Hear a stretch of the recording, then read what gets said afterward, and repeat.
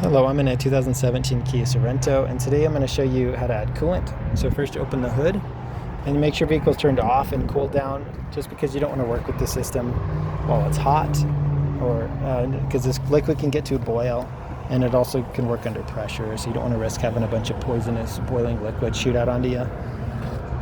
And on the side here you'll see full and a low, so you don't want to fill all the way to the top. There's supposed to be some air gap.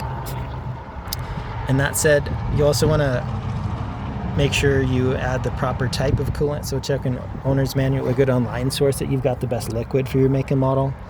And you also typically want to match whatever's already in here for what type and color of coolant, so you don't want to mix and match. But when you're ready to add, just pop this open. And with the funnel, go straight from your diluted coolant jug, just fill as needed.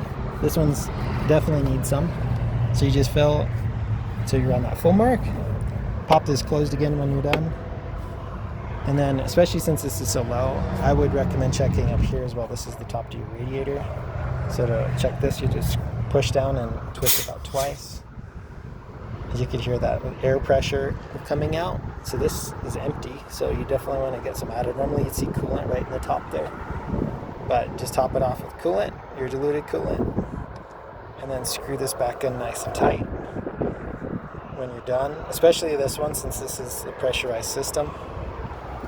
And at this point, you definitely want to clean up your fingers as well, since you don't want this sitting on your skin. I'd turn the motor on for a few minutes to circulate the new coolant. And while it does that, I check all through your engine bay, your reservoir, your lines around the radiator and under the car, see if you see any coolant puddling. If you do, that might be an indication of an area that needs repaired, to repair any cracks or leaks. And a way to tell that apart from, say, water condensation is it should have a slight sweetness smell to it.